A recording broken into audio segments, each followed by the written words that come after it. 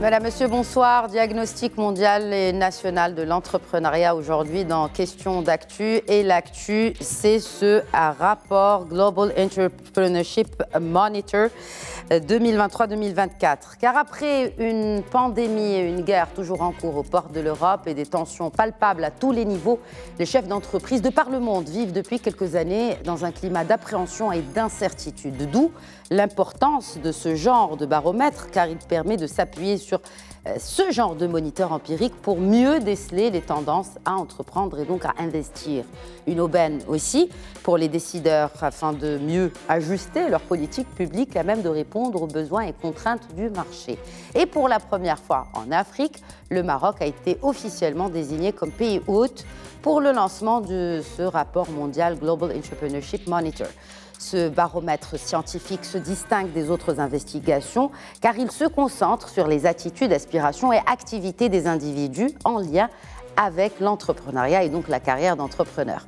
Sur la base des données récoltées auprès de 4 millions d'interviewés, le Global Entrepreneurship Monitor prospecte les tendances mondiales et par pays dans le domaine de l'entrepreneuriat. Et pour nous en parler, pour nous parler de ce rapport qui vient d'être publié et présenté aujourd'hui, nous avons avec nous la directrice exécutive du Global Entrepreneurship Monitor, Aileen Ionescu-Summers. Bonsoir et bienvenue.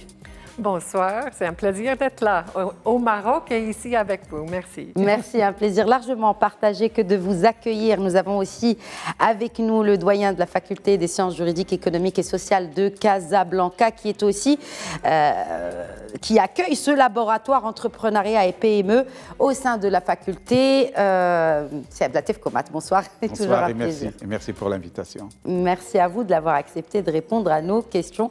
Je rappelle aussi, et pour ceux qui ne le savent pas, que vous co-présidez Réseau Femmes, qui est la Fédération pour l'autonomisation économique des femmes. Et il s'agit aussi d'entrepreneuriat féminin dans ce rapport, et notamment au Maroc. Nous allons en parler.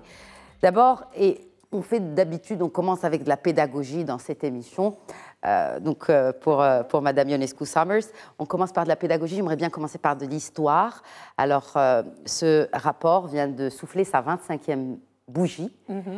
Pouvez-vous nous parler de la naissance de ce rapport? Pourquoi ce rapport a été lancé et qui cible ce genre de rapport? C'est pour qui? Alors, en fait, l'initiative, c'est un projet mondial, en fait, Global Entrepreneurship Monitor. C'est devenu un projet mondial et c'était créé en 1999 par LBS, c'est-à-dire London Business School, et aussi Babson College aux États-Unis. Et en fait, l'ambition des deux chercheurs en question qui ont lancé le projet, parce que aujourd'hui, on a 370, on dit en Suisse 70, c'est 370, voilà. 370 chercheurs, on a commencé avec 2 chercheurs en fait. Et puis, le but, c'était de comprendre le phénomène de l'entrepreneuriat dans le monde. Et avec ce but, ils ont rassemblé un premier groupe de pays, une dizaine, qui ont fait l'étude sur la base de 2 questionnaires. L'un questionnaire, c'est des entrevues avec les entrepreneurs eux-mêmes. Et aujourd'hui même, c'est la seule étude qui entrevue en fait les entrepreneurs eux-mêmes. Et d'autre part, on a un autre questionnaire qui surveille les conditions de l'entrepreneuriat dans un pays donné. Et donc, on fait les mêmes questionnaires depuis 25 ans. Ça fait qu'on a énormément de données. Et puis, même pour le Maroc, on a plusieurs bonnes années de données pour pouvoir, en fait, tracer l'évolution de l'entrepreneuriat dans le pays du Maroc. Et aujourd'hui, on est une 60aine de pays qui font partie de cette initiative. C'est devenu une vraie organisation, en fait. Et puis voilà, aujourd'hui, demain, on célèbre notre anniversaire en argent, 25 ans de production de ces données. Alors, et ces données, vous les produisez pour qui ? C'est-à-dire qui, d'abord, enfin bien sûr il y a les entrepreneurs. D'ailleurs j'ai été interpellée que ce soit que des chercheurs qui cherchent à trouver la tendance et ce ne sont pas des entrepreneurs. Mais c'est pour les entrepreneurs et qui d'autres ? Qui s'intéressent justement à ce genre de rapport ? En fait, c'est plutôt les gouvernements qui s'intéressent. Parce que qu'est-ce que ça fait comme différence pour les gens qui prennent des décisions autour de l'entrepreneuriat? Oui. C'est en fait très important pour eux avoir des données qui sont robustes et qui peuvent leur indiquer les directions qu'ils peuvent prendre en tant que groupe décisionnel en ce qui concerne l'entrepreneuriat. Et donc, nos sponsors dans tous les pays, c'est plutôt des gouvernements. Mais pas seulement, il y a aussi des fondations, des partis privés qui, en fait, ça leur intéresse de promouvoir l'entrepreneuriat et ça les intéresse aussi d'avoir des données comme nous produisons à GEM. Vous produisez des données selon une méthodologie que vous avez dit qui n'a pas changé depuis 25 ans. C'est un choix de ne pas changer de méthodologie. Est-ce que la méthodologie ne s'adapte-t-elle pas aussi aux contraintes et on le voit, hein, c'est une pandémie inédite que nous avons vécue il y a quelques années avec la Covid-19, avec ces changements profonds. Est-ce que c'est choisi de garder vraiment les mêmes questionnaires ? Il y a les mêmes questions, mais en fait, on s'adapte au temps. C'est-à-dire que, évidemment, pendant la période de la pandémie, on avait des questions à propos de l'impact de cette pandémie sur les différents pays. Et aujourd'hui, par exemple, on a inséré des questions quant au développement durable, qui est en fait à la tête des pensées de tout le monde. Et donc, on insère des questions supplémentaires, mais il faut dire que les questionnaires de base, c'est la même chose chaque année.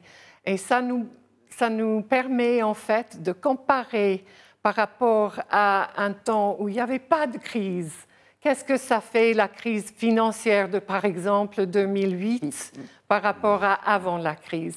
Et maintenant, avec la pandémie, qu'est-ce que ça a fait cet impact? Et on a même produit un rapport par rapport à l'impact de la pandémie sur les différents pays. OK. Voilà. Alors, en parlant du Maroc, après on verra, hein, je suis curieuse de savoir comment l'entrepreneuriat a évolué dans le monde depuis 25 ans, parce que depuis que je fais cette émission, effectivement, il y a souvent certains patterns et certaines données qui reviennent et qui ne changent pas, notamment ce plafond de verre pour les femmes, notamment, et ça fait à peine moins que mes 8 années de modeste expérience dans cette émission, mais il y a des choses qui reviennent à chaque année. Nous allons revenir, bien évidemment, sur les résultats qui sont donc dans ce rapport et que vous allez aussi découvrir en avant-première dans cette émission. Nous vous remercions encore une fois de les partager avec nous et avec notre chère audience. Abdelatif Komad, je le disais, donc la faculté des sciences juridiques, économiques et sociales à Ain Chour de l'Université Hassan II de Casablanca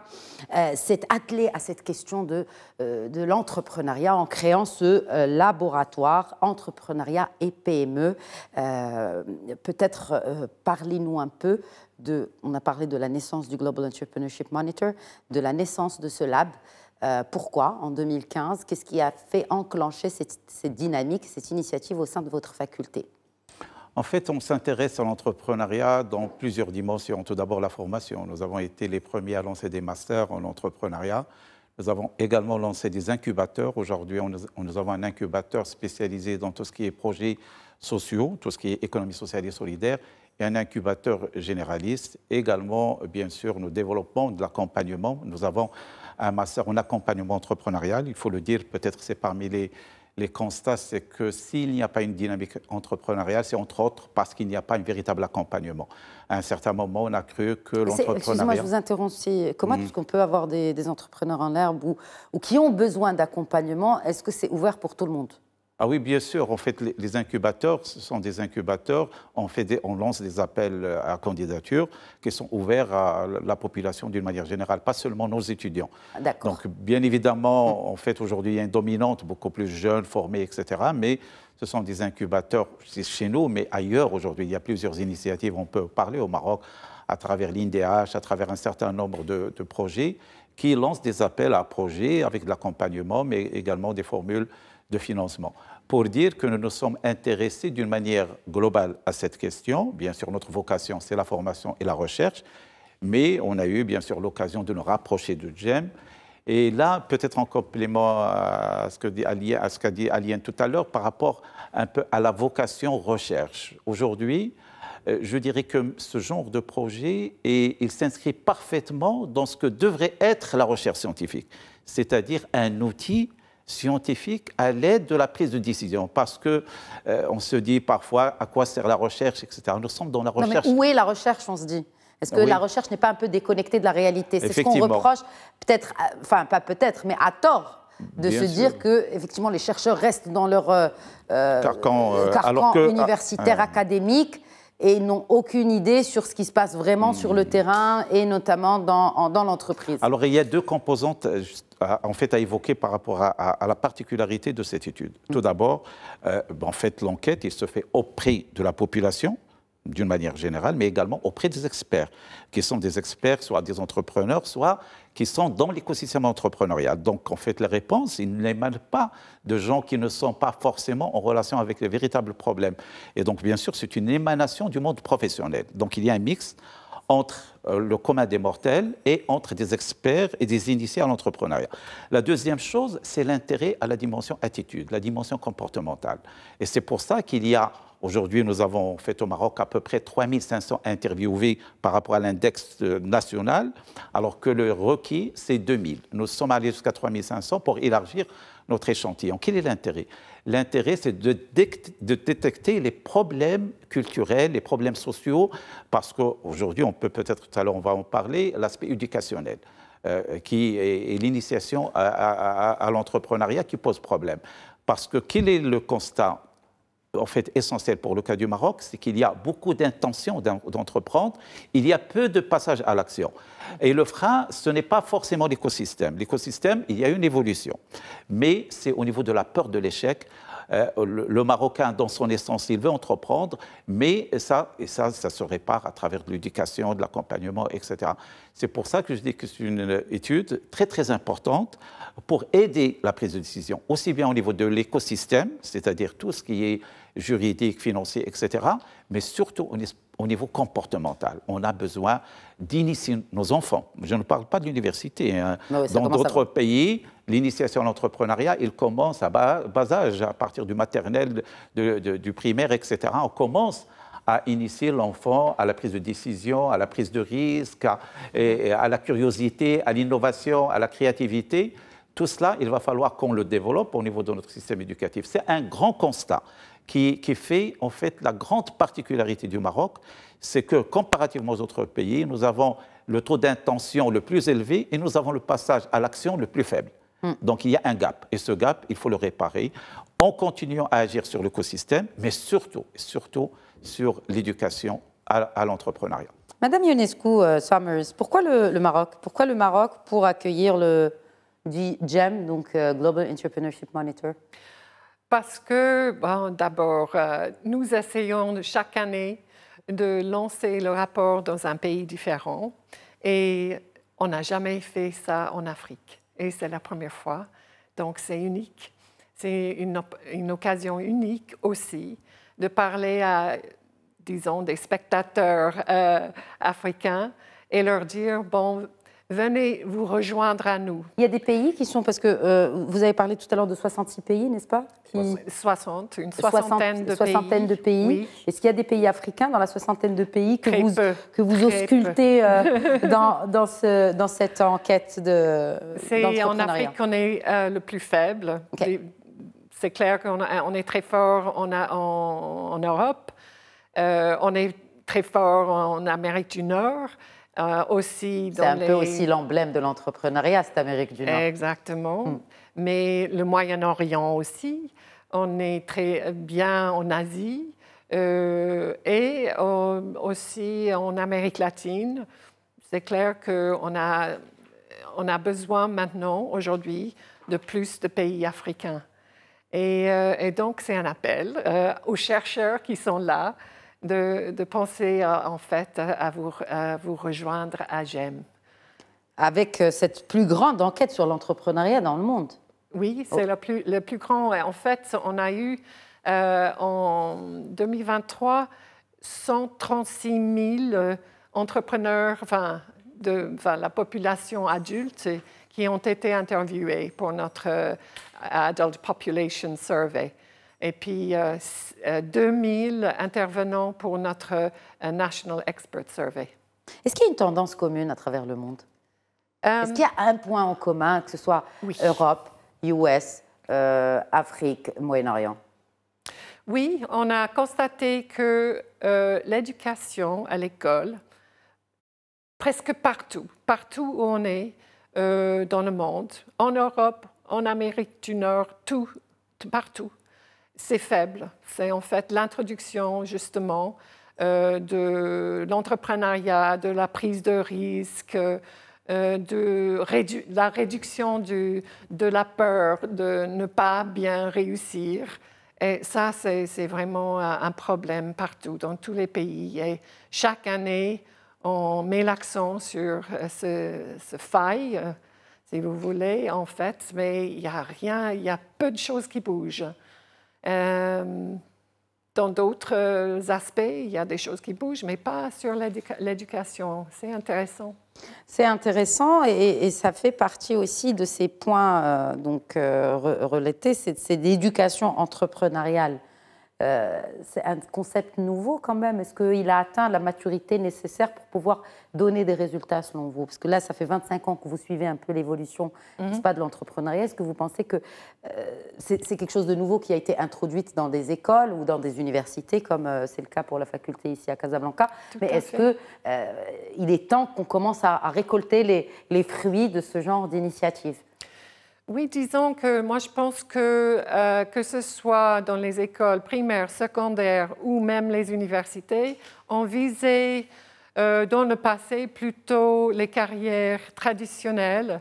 Et maintenant, on est vraiment dans une période de transition où il faut aussi viser l'entrepreneuriat parce que il y a énormément de changements dans la dynamique mondiale, les nouvelles technologies, et on a des problèmes inouïs, c'est-à-dire de développement durable, le changement climatique, etc. On a plus que jamais besoin d'entrepreneurs qui viennent avec leur innovation, leurs solutions.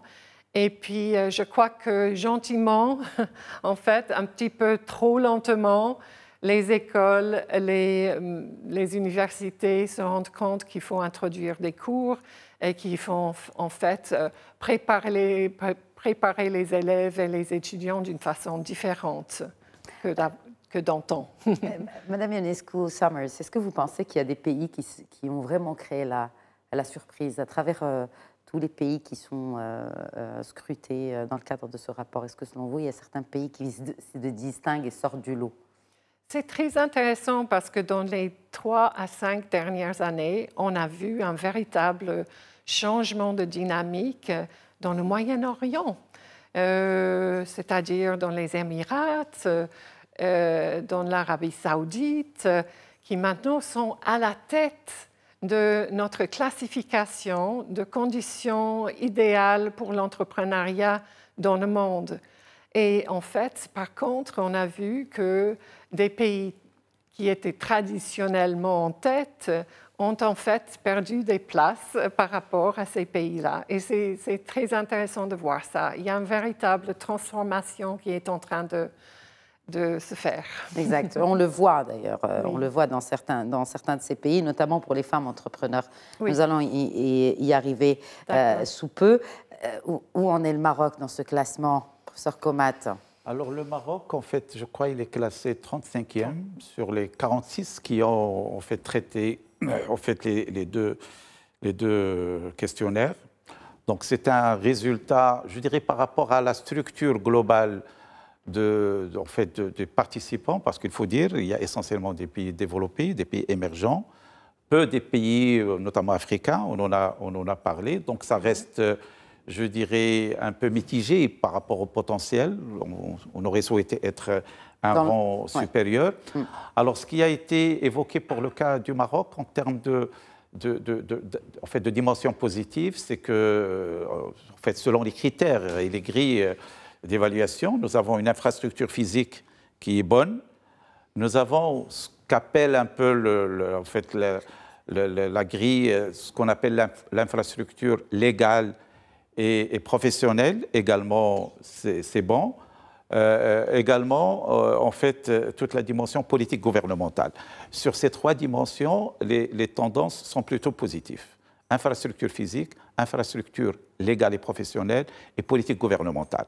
Alors, lorsque je dis positif, c'est-à-dire en hausse. Lorsqu'on évoque la politique gouvernementale, aujourd'hui, tout ce qui a été initié comme projet de financement, notamment avec Aouraj, avec Força, avec Intelaka, un certain nombre de projets de financement qui font partie un peu de la politique gouvernementale. Il y a donc également, c'est une évolution positive pour l'entrepreneuriat, même si on est classé un peu en bas du classement. C'est-à-dire j'ai évoqué le positif. Il y a également ce qu'il y a à améliorer.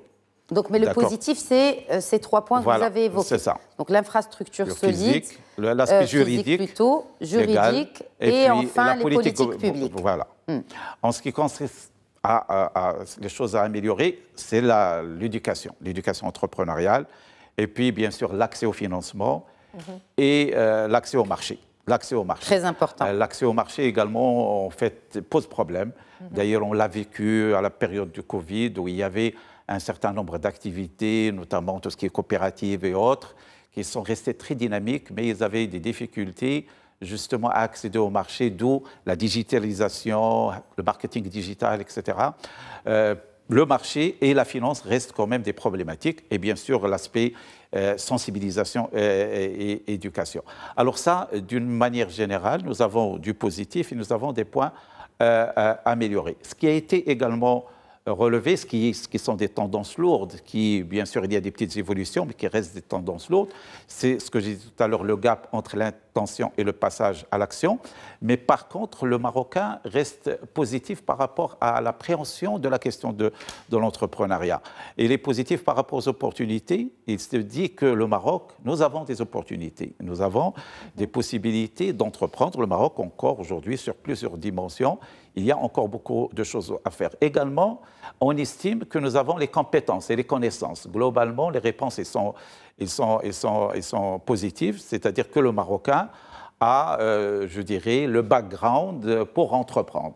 Ce qu'il faudrait, bien sûr, c'est d'agir davantage sur l'écosystème, notamment les marchés et les financements, c'est d'améliorer un peu cette facilité à aller vers l'entrepreneuriat en termes de sensibilisation, de communication, mais bien sûr de formation. Et bien sûr, dans la formation, il y a 2 dimensions. Il y a la formation qui est initiée à bas âge, à la prise de risque, etc., à l'autonomie, à la responsabilisation. L'enfant doit grandir avec ses vertus. Et puis, bien sûr, il y a la formation académique que nous faisons au niveau de l'université. Là, on rentre dans la professionnalisation de l'entrepreneuriat, comment monter un projet, comment le défendre, comment marketer, comment monter un business plan, etc. Ça, de plus en plus, il y a une prise de conscience au niveau des universités marocaines beaucoup d'entre elles ont initié des programmes de formation, mais également de l'accompagnement, des incubateurs. Et de plus en plus, nous sommes conscients que c'est un enjeu de taille pour notre pays. Est-ce que le monde, je me permets de vous interrompre, est-ce que le monde de l'entreprise est impliqué aussi? Quand je dis cela, est-ce que vous, en tant qu'universitaire, vous êtes à même de répondre aux contraintes et aux exigences du marché, où il faut aussi s'appuyer sur du mentoring? Est-ce qu'on a cette pratique au Maroc? Est-ce qu'on est arrivé à give back un peu, c'est-à-dire être peut-être un entrepreneur qui réussit, et prendre un peu de son temps pour partager son expérience et aussi donner ce goût du risque aussi, parce que ça s'apprend. Ah, effectivement. Est-ce que nous avons cette pratique au Maroc? Nous l'avons, nous, en fait, à deux niveaux. Tout d'abord, au niveau des formations que nous dispensons, ils sont des formations mixtes entre des professeurs et des professionnels. Très bien. Donc, pratiquement 50-50. Et puis, il y a également des partenariats au niveau de la formation, avec des fondations, avec des banques. Et puis, au niveau des incubateurs, parce que c'est à ce niveau-là qu'il y a l'aspect pratique. Les incubateurs, les deux incubateurs que j'ai cités sont en partenariat, l'un avec une banque, une grande banque, dont les professionnels qui viennent dispenser justement des séminaires pratiques pour les incuber. Mais également, l'autre qui est sur l'économie sociale et solidaire, c'est avec des fondations internationales dont les experts viennent chez nous, mais également du monde associatif. Nous sommes également partie prenante dans fait, ce qu'on appelle aujourd'hui les plateformes d'intégration des jeunes, qui sont initiées dans le cadre de l'INDH, dans lequel l'INDH a trois dimensions. Il y a la dimension accompagnement en fait, à l'employabilité, il y a tout ce qui est entrepreneuriat et il y a tout ce qui est économie sociale et solidaire. Nous sommes, en fait, nous gérons des plateformes et également nous dispensons des séminaires pour justement des incuber dans le cadre des plateformes d'intégration économique des jeunes. Ce qui fait qu'aujourd'hui, nous sommes tout à fait conscients que la pertinence de ces actions passe forcément par le mixage entre le monde académique et le monde professionnel. Et dorénavant, ça devrait être le cas à tous les niveaux parce que c'est un objet, je dirais un objectif commun, c'est de former de futurs entrepreneurs, mais qui sont initiés sur le plan académique, mais également qui ont le background pratique et professionnel pour qu'ils puissent réussir l'entrepreneuriat. Parce que l'entrepreneuriat, ça je le rappelle, il ne s'agit pas que de créer une entreprise, mais il faut la faire vivre. Et d'ailleurs, l'enquête GEM, il agit beaucoup sur la durabilité, sur la survie, sur ce qu'on appelle une entreprise émergente ou une entreprise établie. Même l'étude, il s'intéresse, est-ce qu'il s'agit d'une entreprise qui vient d'être créée ou une entreprise qui a une durée de vie qu'on peut qualifier d'une entreprise déjà établie. Parce que la durabilité de l'entreprise est aussi importante que sa création. Nous avons malheureusement beaucoup de mortalité des entreprises qui durent quelques mois. Ce n'est pas ce qui nous intéresse. Ce sont des futurs entrepreneurs qui ont un background pour une durabilité de l'entreprise qu'ils vont créer. Et qui dit créer entreprise dit aussi créer de l'emploi. Il est intéressant, quand on s'arrête sur le chapitre du taux d'activité entrepreneuriale, Madame Ionescu-Summers, on voit que, par exemple, ce constat est juste extraordinaire. Les nouveaux entrepreneurs des économies européennes ont tendance à avoir des attentes beaucoup plus faibles en matière de création d'emplois. Oui, c'est assez intéressant. Hein. C'est ce qu'on a... En fait, on explique ça un petit peu parce qu'il y a quand même beaucoup de coûts par rapport à l'emploi dans les pays développés. Alors, en fait, les entrepreneurs sont un peu risk-averse. Hein, prudents, voilà, exactement. Et bon, ils vont un petit peu pas à pas, mais ça, ce n'est pas vraiment le même problème dans d'autres pays qui soient moins développés. Est-ce que dans les pays développés, il y a cette tendance aussi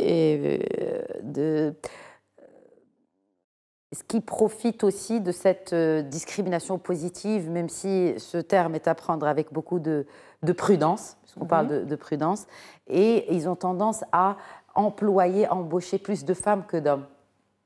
Dans les pays développés? Oui. Je crois que c'est en train de se faire en ce moment, oui. Il y a une sorte de volonté d'égaliser, oui, disons, les employés à l'intérieur des entreprises. Et oui, justement, voilà, il y a cette tendance, certainement en Europe, oui. Et qu'en est-il des femmes entrepreneurs? Mais le constat est sans équivoque, les femmes entrepreneurs méritent plus de soutien. Oui. Partout dans le monde? Tout à fait. Même dans les économies développées, même dans les pays... Oui, je dirais, oui. Pourquoi? Parce qu'on a tendance à penser que c'est le Sud global qui souffre justement de ce phénomène, alors qu'on le sait, en Afrique, l'essentiel de l'entrepreneuriat est féminin. Oui. Mais après, c'est l'accès au financement qui est... c'est extrêmement compliqué pour une femme d'accéder à un financement. Et ce que vous dites là m'étonne vraiment. Donc, en fait, c'est une tendance qui est mondiale. On peut en fait déceler des pays comme par exemple l'Europe du Nord, la Norvège, la Suède, où la position de la femme est vraiment très ancrée et très égalité par rapport aux hommes en ce qui concerne le financement même, etc. Mais il faut dire que même dans le reste de l'Europe, il y a quand même du trajet à faire pour que la femme ait les mêmes possibilités, que ce soit mentoring des réseaux ou bien d'accès au financement. Hein. Il y a des changements à faire. Mais ceci dit, il faut aussi souligner que GEM, en fait, c'est intéressant les résultats de façon globale, mais ce qui est encore plus intéressant, et là vous avez pu le constater, ce qu'on a trouvé pour le Maroc, en fait, ce qui est le plus intéressant, c'est de voir le détail au niveau des pays en particulier, parce que c'est là où on voit les nuances, on peut vraiment voir quel est... en fait, qu'est-ce qui contribue au problème en question. Et donc, c'est assez difficile de généraliser pour les femmes, pour l'Europe entière, par exemple, l'Europe entière. Donc, ça, c'est difficile. Hein? Tout à fait. Oui. C'est vrai que c'est important de vraiment s'arrêter par pays et non par zone géographique, parce que les pays sont tellement différents. On peut prendre l'exemple même de l'Amérique du Sud, où les tendances sont assez différentes au sein même du même continent. Si on compare le Chili au Mexique, c'est vraiment... même s'il y a peut-être certains points en commun, notamment culturels, mais l'approche de l'entrepreneuriat est différente. Oui. Et puis, il faut dire aussi que notre étude a aussi décelé que 2 sur 4 entrepreneurs femmes étaient en train de créer une entreprise qui allait en fait délivrer un agrandissement à l'avenir avec des employés, plus que 5 employés dans les premiers 5 ans, etc. Donc, les femmes, quand elles sont entrepreneuses, elles établissent des entreprises qui sont intéressantes du point de vue de l'économie. Donc, ce n'est pas vrai, par exemple, que c'est juste des petites entreprises d'une personne. En fait, on a pu déceler que les femmes sont très entreprenantes. Très entreprenantes, mais très prudentes aussi, parce que la peur de l'échec reste aussi un obstacle majeur pour les nouvelles entreprises, notamment dirigées par les femmes. Oui. Elles ont cette aversion au risque qui est un peu plus développée que l'homme. Oui, tout à fait, tout à fait. En fait, les femmes, normalement, très souvent, disons, ne sont pas entourées, leur entourage n'encourage pas ni la prise de risque, ni même le fait de mettre en place une entreprise. Donc, les femmes, en fait, qui réussissent à le faire sont des femmes très déterminées, ce qui fait que quand elles créent une entreprise, c'est normalement vraiment une passion, quelque chose de vraiment établi dans leur tête. Je vais réussir, je vais faire quelque chose qui va faire une différence. Et d'ailleurs, ce sont les femmes beaucoup plus que les hommes, qui ont l'intention de créer une entreprise qui change le monde, entre guillemets. Donc, développement durable. Voilà, développement durable et faire du monde un meilleur endroit pour tout le monde. Mais oui, parce que finalement, c'est aussi cet esprit et ce concept maternel de la femme qui fait qu'elle veut assurer un meilleur avenir pour les générations futures aussi. J'ai envie de dire, c'est peut-être physique aussi. Oui, exactement. Anatomique même. Abdelatif Komat, en tant que coprésident de Réseau Femmes, je pense que ce sujet vous parle un petit chouïa quand même. Réseau Femmes, c'est cette fédération marocaine pour l'autonomisation économique des femmes. Alors, quelle est la différence entre autonomisation économique et entrepreneuriat ? L'autonomisation, pas forcément de l'entrepreneuriat. L'entrepreneuriat, il permet l'autonomisation, mais l'autonomisation, c'est par différents moyens. Une femme qui travaille, elle est autonome. Une femme qui a une activité génératrice de revenus, elle est autonome. Par contre, l'entrepreneuriat, c'est créer une entreprise. Donc, bien sûr, l'autonomisation englobe l'entrepreneuriat. Et comment voyez-vous justement l'évolution dans notre culture marocaine de la femme entrepreneur au Maroc qui, en fait, justement autonome financièrement, mais qui choisit d'entreprendre? Est-ce que c'est une évolution positive? Effectivement, en fait, c'est la tendance qui est souhaitée. Bon, malheureusement, les chiffres aujourd'hui ne relatent pas cela. Il faut rappeler que, d'ailleurs, les derniers chiffres du ACP, il y a une dizaine de jours, en fait, reviennent au taux d'activité de la femme qu'on avait il y a quelque temps, qui est de 19%, donc qui est très faible. C'est-à-dire une femme sur 5 qui est en activité économique. Alors, bien sûr, il y a également le taux relatif à l'entrepreneuriat féminin qui est de 12%.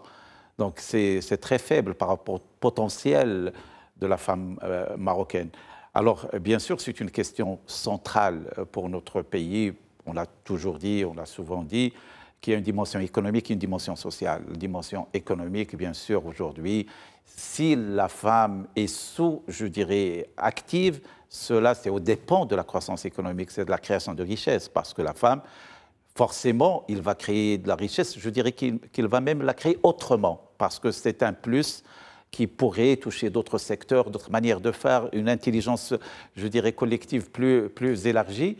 Et donc, bien sûr, c'est important. La deuxième chose, c'est la dimension sociale. Aujourd'hui, d'ailleurs, il y a des études qui le démontrent et que cette question-là, en fait, on s'intéresse à l'autonomisation économique de la femme, mais c'est une déclinaison, c'est un résultat de toute la situation de la femme. Parce que s'il n'est pas autonome économiquement, parce qu'il y a des problèmes culturels, sociaux, etc. Et donc, il fait partie de la question de la femme dans son intégralité. Aujourd'hui, vous savez que nous sommes en train, sous la houlette de Sa Majesté, de revoir la Modouana. Il y a également un certain nombre de dispositifs. J'allais vous interpeller là-dessus. Justement, qui vont dans ce sens-là. Il faut un cadre aussi, oui, bien sûr, qui permette à la femme d'être non seulement autonome, mais de pouvoir entreprendre et sans se tracasser, j'ai envie de dire, d'un certain poids qui n'est pas nécessaire. Oui, de la société, effectivement. Ben oui. La question, elle est complexe. Bien sûr, on s'intéresse à l'entrepreneuriat féminin, mais bien sûr, il y a je dirais, des niveaux, un cadre qui est en fait en amont de cet entrepreneuriat, qui est tout d'abord, bien sûr, toute l'évolution de la société, qui doit justement... Bon, en fait, on a évoqué tout à l'heure ce que vous avez appelé l'accompagnement social, et qui est un des critères étudiés par l'étude GEM. Et il s'agit un peu de tout ce qui est environnement de la femme, la famille, la société, etc. Comment est-ce que la femme aujourd'hui est en mesure d'être soutenue par son entourage, par son environnement, etc. Et donc, bien sûr, tout cela, si il est réglé, et d'ailleurs, la Modouana, il va dans ce sens-là, va permettre plus d'autonomie de la femme. Et puis, bien sûr, l'élan supérieur, que nous souhaitons tous, c'est plus, justement, de femmes entrepreneurs. Je dirais, c'est un peu le stade supérieur. Comment les politiques publiques peuvent encourager plus de femmes entrepreneurs en termes très réalistes? C'est comment, en termes bien naturellement nos spécificités ici au Maroc. Alors, vous avez parlé de la discrimination positive, ça peut être le cas. Ça peut être le cas dans un certain nombre je dirais, d'élans, notamment financiers, par exemple. L'accès au financement. L'accès au financement. Par exemple, aujourd'hui, vous savez que la charte de l'investissement, en fait, en évoquant la charte de l'investissement, il donne un certain nombre d'avantages en fonction d'un certain nombre de critères. Bien sûr, il y a la dimension géographique, il y a les secteurs stratégiques, et il y a l'emploi d'une manière générale et l'emploi de la femme. Voilà. Aujourd'hui, mais là, il n'y a pas d'entrepreneuriat de la femme. Justement. Il y a pour les incentives ou les incitations pour les entreprises qui emploient un certain ratio de femmes. Mais il n'y a pas d'incitation pour les femmes entrepreneurs, n'est-ce pas? Alors, également, aujourd'hui, vous avez évoqué le monde de l'entreprise, en fait, des chefs d'entreprise, oui. La CGEM. Oui. La CGEM, il sera présente, en fait, il fait partie un peu de GEM, des parties prenantes au niveau de la présentation du GEM, des résultats de GEM. Justement, on les a invités, ils étaient avec nous ce matin pour la présentation des résultats, justement pour qu'ils prennent connaissance un peu des grandes tendances, dont notamment la question de la femme, parce qu'il y a une commission au niveau de de la CGEM, qui s'intéressent à l'entrepreneuriat d'une manière générale et à l'entrepreneuriat féminin. Et donc, c'est à eux également de mettre un dispositif de soutien, d'encouragement, etc. Donc, en fait, c'est une question qui intéresse différentes parties prenantes. Bien sûr, il y a la politique gouvernementale, il y a la société civile, il y a le patronat. En fait, ça devrait être une des questions centrales de notre pays parce que ça va avec le développement social, sociétal et économique également. J'ai insisté beaucoup sur l'apport de la femme à l'économie et c'est pour cela que l'entrepreneuriat féminin il fait partie en fait, des axes les plus importants au niveau de GEM. Et d'ailleurs, ce matin, il était l'atelier, je dirais, qui a suivi la séance inaugurale. Dès le départ, on a en fait initié tout un débat autour de l'entrepreneuriat féminin. Quelle est la situation, quelles sont les perspectives, parce que toutes les parties prenantes de GEM sont conscientes que l'entrepreneuriat féminin est une question mondiale, mais elle l'est davantage dans des pays émergents comme le cas du Maroc.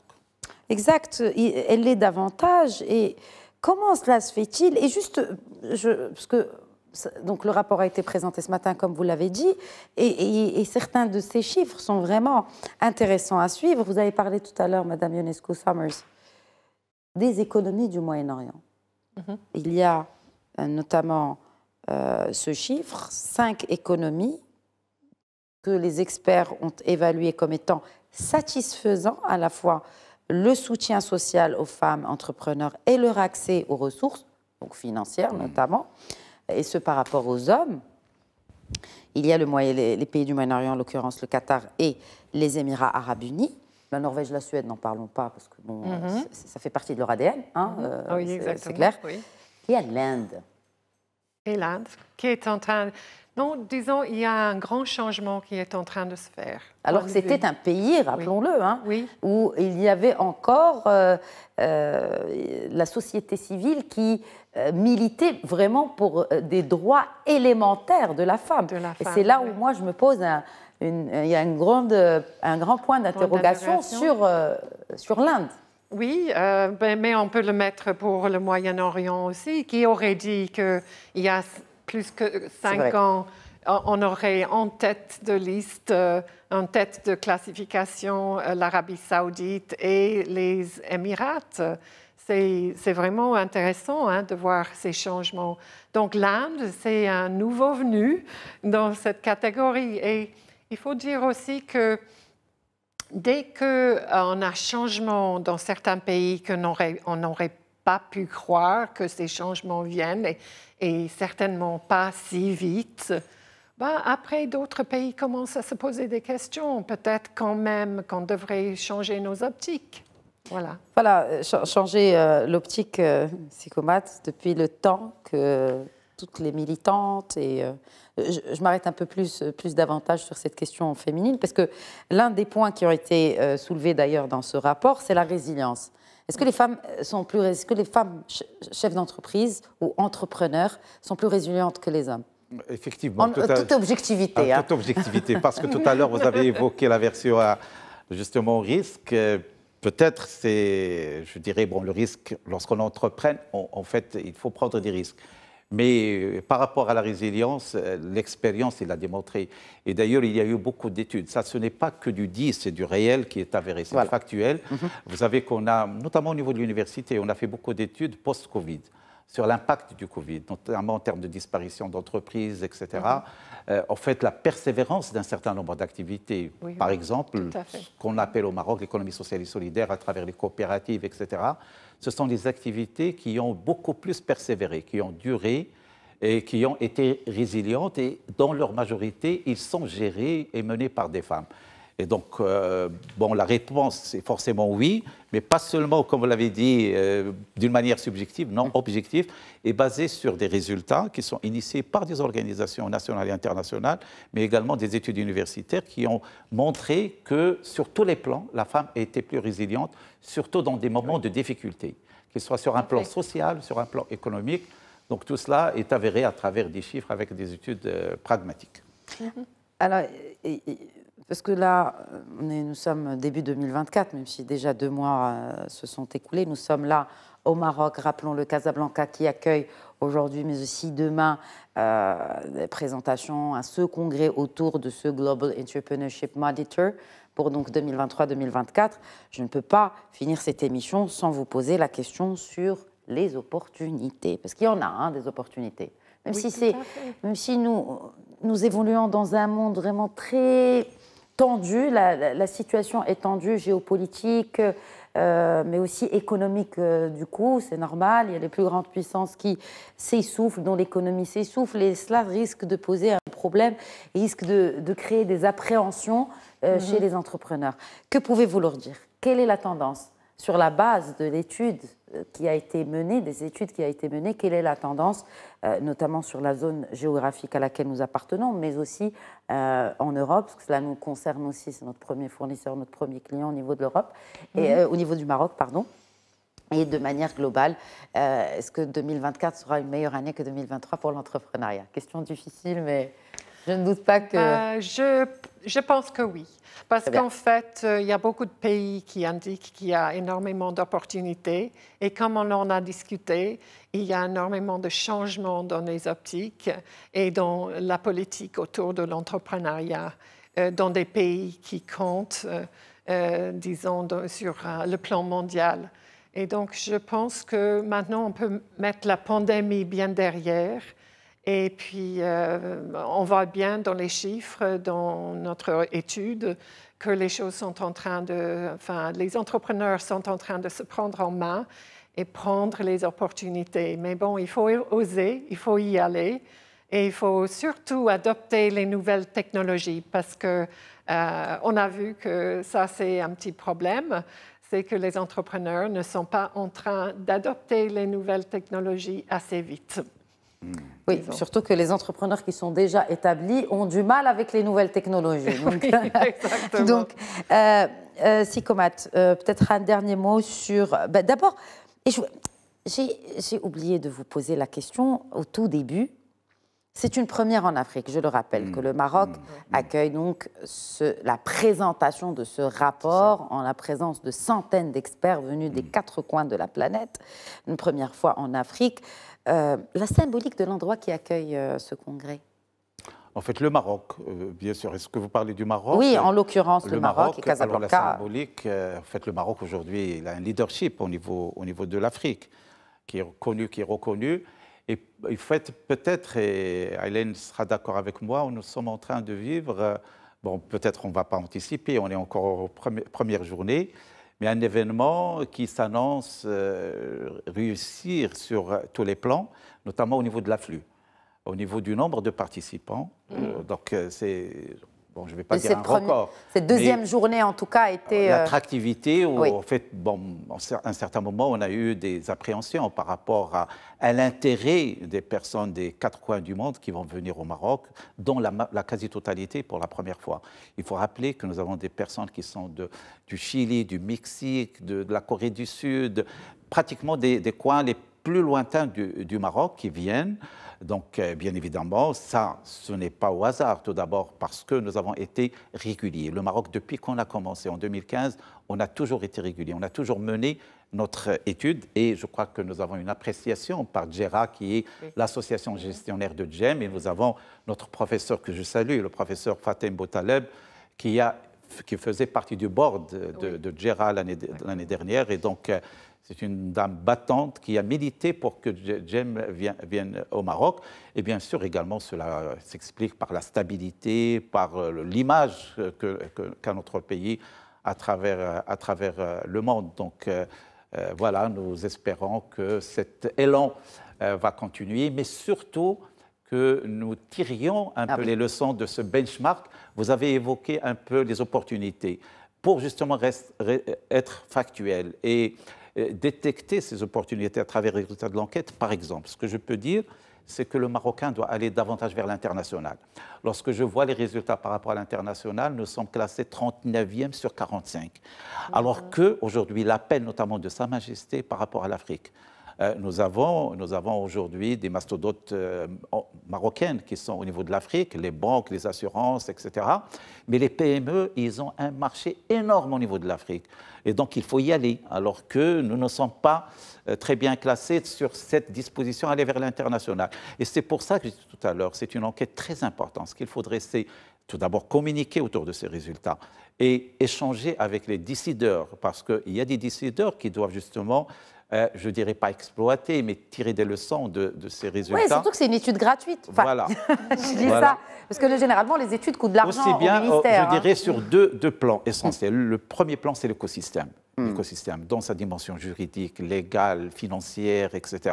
Et puis le côté éducationnel, le côté formation, au niveau de l'éducation nationale, au niveau de l'enseignement supérieur, et puis tout l'accompagnement en termes de recherche scientifique. Parce que le Maroc a besoin justement de stimuler l'entrepreneuriat. Nous sommes en deçà de notre potentiel. Vous avez évoqué l'Inde. L'Inde, si aujourd'hui il est dans cette situation, c'est essentiellement à cause de la numérisation, de la digitalisation. Il se fait l'atelier du monde en ce qui concerne le numérique. Les start-up, le Maroc aujourd'hui est en deçà de la moyenne, même régionale. Il y a des pays voisins, notamment de l'Afrique subsaharienne, qui sont plus avancés que le Maroc en termes de création de start-up.